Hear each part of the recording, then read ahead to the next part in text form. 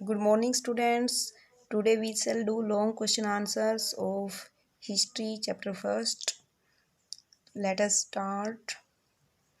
Question number 1. Who was considered a foreigner in the past? यानी पुराने समय में विदेशी किसे समझा जाता था? Any stranger who was not a part of that society or culture was considered a foreigner.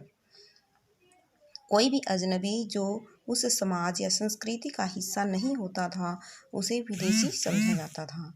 In the past, पुराने समय में। For example, a forest dweller was considered a foreigner by a city dweller. उदाहरण के लिए, जंगल में रहने वाले शहर में रहने वाले के लिए जंगल में रहने वाला फॉरेनर समझा जाता था। But two peasants living in the same village were not foreigner to each other.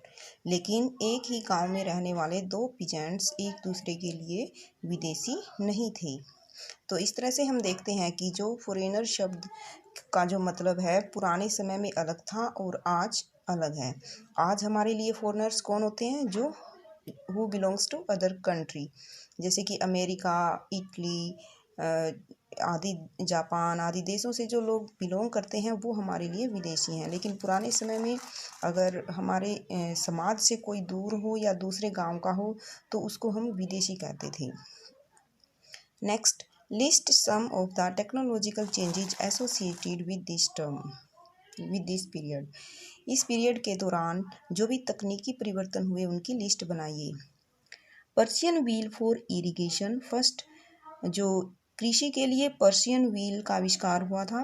Second, spinning wheel for weaving, और बुनाई के लिए स्पिनिंग व्हील इस्तेमाल किया जाता था। फायर आर्म्स इन कॉम्बैट, और युद्ध आदि में फायर आर्म्स यानी तोप का आविष्कार किया गया।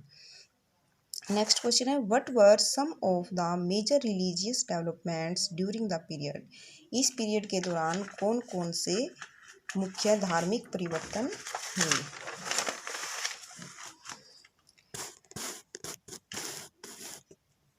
Major religious development of this period are the inclusion of new deities in Hindustan. Hindustan में नए देवी देवताओं का प्रवेश इस पीरियड में मुख्य धार्मिक परिवर्तन था। इमरजेंस ऑफ भक्ति, और इस तरह से भक्ति का आगमन भी एक नई डेवलपमेंट थी धर्म में। And the emergence of Islam, और इस्लाम का आगमन, यानी 3 मेजर रिलीजियस डेवलपमेंट हुई उस टाइम। फर्स्ट क्या है? इंक्लूजन ऑफ न्यू डिटीज़, नए देवी देवताओं का प्रवेश, और इमरजेंस ऑफ भक्ति एंड इमरजेंस ऑफ इस्लाम। तो 3 पॉइंट आपको लर्न करने हैं। Next, In what ways has the meaning of the term Hindustan changed over the centuries? यानी शताब्दियों के दौरान हिंदुस्तान शब्द के अर्थ में कैसे परिवर्तन हुए?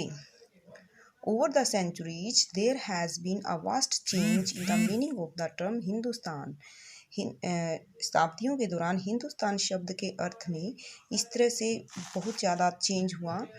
First, today it is understood as India. आजकल हिंदुस्तान का मतलब क्या है? इंडिया।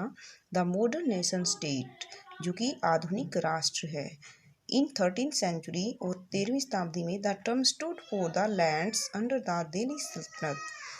जो 13th सेंचुरी में हिंदुस्तान का मतलब क्या था? दिल्ली के सुल्तान के अधीन जो भी भूमि थी उसको हम हिंदुस्तान कहते थे। Babur used the term to describe the geography, culture and fauna of subcontinent. लेकिन जो बाबर ने उन्होंने अलग धारणा दी हिंदुस्तान के लिए, उनके लिए हिंदुस्तान का मतलब क्या था? सब कॉन्टिनेंट यानी उपमहाद्वीप। यहाँ पे सब कॉन्टिनेंट का मतलब है इंडिया, बांग्लादेश और पाकिस्तान, इन तीनों को मिला के सब कॉन्टिनेंट बनता है। तो सब कॉन्टिनेंट के का जो भी ज्योग्राफी पार्ट यानी जो भूगोल है, और कल्चर, जो सब कॉन्टिनेंट की जो संस्कृति, और फोना यानी सब कॉन्टिनेंट के में आने वाले जितने भी एनिमल्स, इस क्षेत्र में जितने भी एनिमल्स हैं, इन सब को मिला के उन्होंने हिंदुस्तान शब्द का यूज किया। इन सब के लिए हिंदुस्तान शब्द का यूज किया। Next question number 5, how were the affairs of jatis regulated? जो जाति से संबंधित जो मामले होते थे वो कैसे व्यवस्थित किए जाते थे?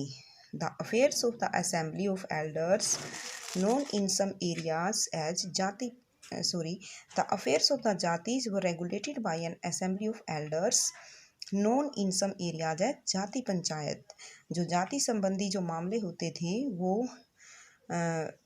एल्डर्स मतलब बड़े बुजुर्गों की सभा के द्वारा रेगुलेटेड किए जाते थे और जिन्हें हम जाति पंचायत के नाम से जानते हैं।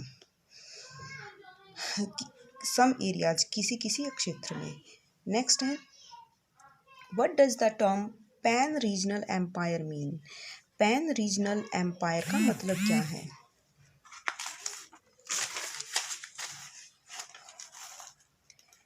The term pan-regional empire is applied to an empire which stretches over many regions. Pan-regional empire का मतलब है वह एम्पायर, वह साम्राज्य जो कि स्ट्रेचेज ओवर मैनी रीजन, जो काफ़ी सारे रीजन्स में फैला होता है, यानी विस्तृत बहुत बड़े रीजन वाले एम्पायर को पैन रीजनल कहा जाता था। The Mughal empire is a good example of such an empire. और इस तरह के एम्पायर का उदाहरण क्या है? Mughal empire. Question number 7, What are the difficulties historians face in using manuscripts? Manuscripts means हाथ के द्वारा जो लिखा जाता था, उसमें मैन्यूस्क्रिप्ट्स में हिस्टोरियंस ने कौन कौन सी डिफ़िकल्टीज़ का सामना किया? Manuscripts were written with hands. Manuscripts हाथ द्वारा लिखे जाते थे।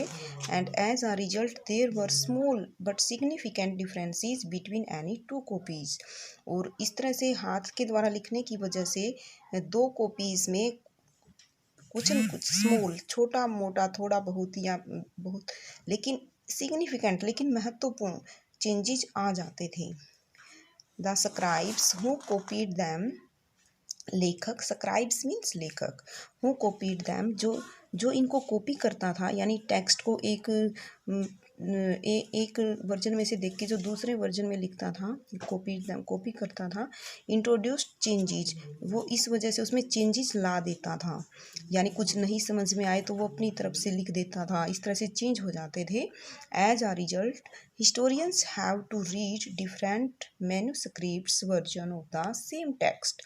तो इस तरह से जो हिस्टोरियंस होते थे वो एक ही टेक्स्ट के, सेम टेक्स्ट यानी एक ही टेक्स्ट के लिए डिफरेंट अलग अलग मैन्यूस्क्रिप्ट्स वर्जन्स को पढ़ते थे। मैन्यूस्क्रिप्ट्स के अलग अलग वर्जन पढ़ते थे टू गैस, ये अंदाज़ा लगाने के लिए, what the authors had originally written, कि लेखक ने वास्तव में क्या लिखा है। How do historians divide the past into periods? Historians ने पास्ट को कैसे पीरियड्स में बांटा? Do they face any problem doing so? क्या ऐसा करने में उन्हें कुछ प्रॉब्लम्स आई? Historians divide the past into periods. Historians ने पास्ट को पीरियड्स में बांटा। पीरियड्स मीन्स जैसे कि मेडिवल पीरियड, सबसे पहले क्या है, एनिशियंट पीरियड जो कि आपने 6th क्लास में पढ़ा है, मेडिवल पीरियड जो कि 7th क्लास में पढ़ रहे हैं, और मॉडर्न पीरियड जो कि 8th क्लास में पढ़ेंगे। तो इस तरह से हिस्टोरियंस हैं, उन्होंने पास्ट को पीरियड्स में डिवाइड किया है। और ये किस बेस पे है? Based on the economic and social factors. और ये आर्थिक और सामाजिक आधार पर ये उन्होंने बांटा है। In doing so they faced with 2 problems. ऐसा करने में उन्हें 2 प्रॉब्लम्स का सामना करना पड़ा।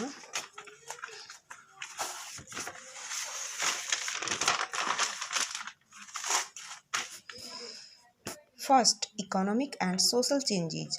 सबसे पहले तो आर्थिक और सामाजिक चेंजेज की टेकिंग प्लेस, जो कि आते रहते थे। हैंस इसीलिए definite boundaries can not be drawn, इसीलिए सही बाउंड्री यानी समय सीमा निर्धारण नहीं किया जाता, यानी कहाँ से मॉडर्न पीरियड स्टार्ट हुआ, कहाँ से मेडिवल पीरियड स्टार्ट हुआ, इस तरह से बिल्कुल एग्जैक्ट बाउंड्री उन्होंने तय करनी मुश्किल थी उनके लिए, क्योंकि जो इकोनॉमिक और सोशल चेंजेस कंटिन्यू होते जा रहे थे।